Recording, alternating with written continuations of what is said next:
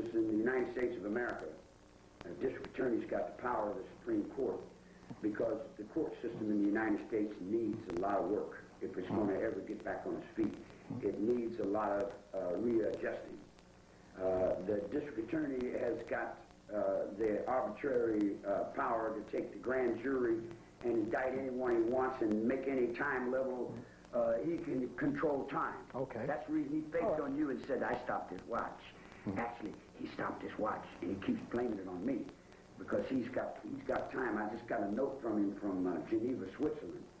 And if I compromise with him, we can go to Geneva and talk about the situation, you know, because he's beginning to see the immediacy of the soul. Let me say this to all of you guys, man. The soul moves things beyond our comprehension, man. We can't blame one human being for the Second World War. We're going to keep blaming Hitler. Hitler was just one particular person that was picked up and thrown off into the world. Okay. We can't do that. But if one person goes and shoots another person or stabs another person, we can say, hey, he did that. Okay. Okay, that's what the law is about. Okay, well, just for the moment, we'll accept that you went there at the Tate House, you didn't order it. Okay, well, we'll buy that, just for now. We keep laboring the same. Absolutely, absolutely. Well, let's move on one notch, and you know where we're going, the next night. Now, you were there that night. You can't say you weren't there. I was there with at the LaBianca's house. Yeah. Yeah. So, what happened there? Harold True lived next door to the LaBianca house. It's an upper-class crash pad. It's an expensive house that a bunch of inexpensive people got together and rented so they could front and play expensive. And we would party there often with a lot of well-known people. And next door was an empty house. The Bianca house was an empty house. And what we used to do is when you meet a lady in this big, expensive place where everybody's wearing their finer scabbard and all that stuff, and we just slip over under their heads, down over in the center, an old raggedy couch in the gumbo room. They say, well, that's a little place that you party and you play on the little darkness side. Okay? Bianca had just moved in there. Had no idea those people were there. I walked right on in the place, man. Tex and I and some other people drove up to see Harold. We went up to the house. Harold was locked down. Nobody was there. We went over to the next pad. Boom!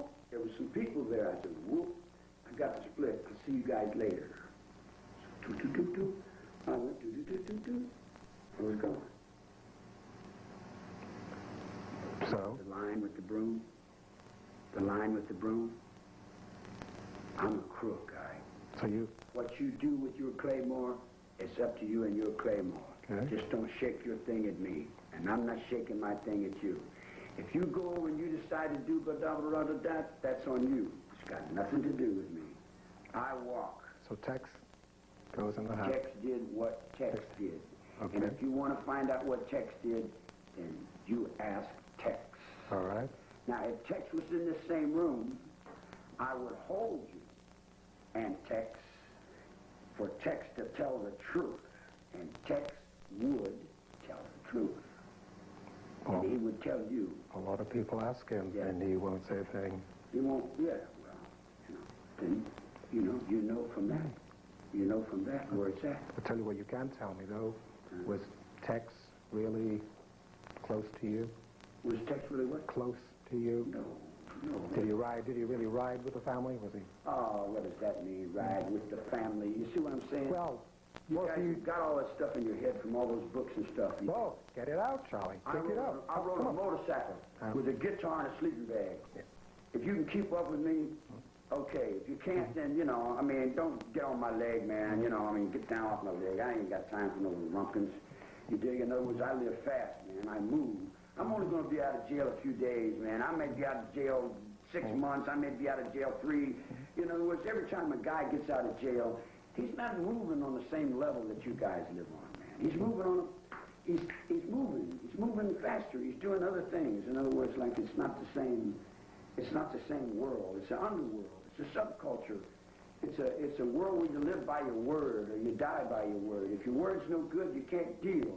If you don't have a dealer or you don't have a connection, you're in trouble. And you gotta be truthful to have a connection. If you don't have a connection, forget it, because you're not going to make anything. And you know, it's just I never said I wasn't an underworld. I never said I wasn't an outlaw. I never said I wasn't all the things that pirates are.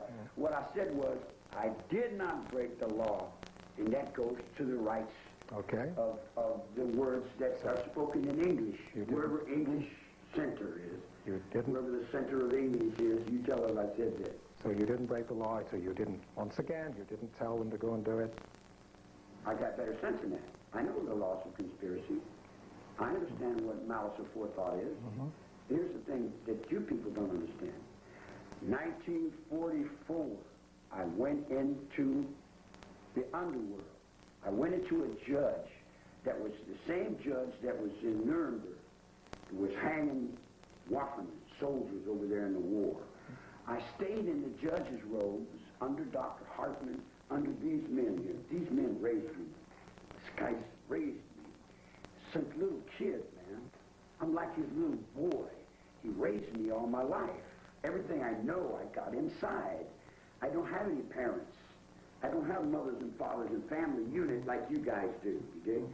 I live in prison. I was raised inside the judge's body. I'm in the judge's robe. Okay, so you understand the law of conspiracy? Certainly, I understand the law. So, and I would not break the law. It's stupid. Let me say what the law is. The law is the will of the king. The law is the will of God. God makes the law. You break the law, you're calling it down on yourself, man. It's a simple thing, you know. Okay, so you go in, you come out. Tex goes in, bad things happen, we got to go ask Tex. I don't know whether you call him bad, whatever you call him, it's what you call him. Broadly speaking, killing people. I didn't call him bad. I didn't call him anything. All right, so that's your judgment. But it had nothing to do with you. I haven't made a judgment. I haven't got my robe yet. But nothing to do with you? Sure. Everything has something to do with me. I'm responsible for everything, aren't you? And you knew the straight Satan? I knew everything. You knew the straight Satan? Certainly. Okay. Certainly I knew. And somebody said not so long ago that a relative of one of the people who was killed was the boyfriend of one of the... I run him off the road. One of the relatives of the people who were killed had a boyfriend who was a straight Satan. Yeah. Did you know that? Yeah. You knew about that? Yeah. Did you know it? Did you know it then? Let me say this. Yeah. I'm not saved. I'm good. Yeah. Okay. Well, I'm not saying that I won't do what I have to do. All right. And I haven't done what I've done. But whatever I've done, I know. All right. So, okay, let's just deal with that tiny little thing. This guy is a straight Satan who's going out with this relative of one of the people who got killed. Did you know about that? Did you know it then? Barbianca was an Italian. That's why they put Bugliosi in. I've been in the mafia since I was 17 years old with Frank Costello off the top of Lewisburg, Pennsylvania in 1952 when he was busted, when Luciano was deported from Batista from Cuba. And in other words, when I tell you that I have been in the underworld since I was 10 years old, there isn't nobody in the underworld that I don't know. There isn't anything I don't know from here to Sicily, from here to the Popes. The reason he lost his seat, you know, we got 700 years of Italian popes, and we got a Polish KGB, and now it was a different world now. So you knew of everything that happened? Everything that's happening in the penitentiary, you can't help but know. You stay in the cell long enough, people come and go. You know, you know, after a while, it's not too much that the guys here don't know, man. In other words, you got a cop in here, that cop knows everything, and they got a star man, he knows everything that's going on. He knows what's in everybody's head, what's in your pockets, what's in the laundry, what's in the garbage truck, nothing, they don't miss anything, man. Okay, so these people have died on these 2 nights. Are you sorry about that?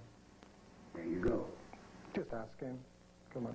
It's a fair question. If somebody sends you in here for all these years, it's a question that's in everybody's mind. Is he sorry? Is he sorry? Mm-hmm.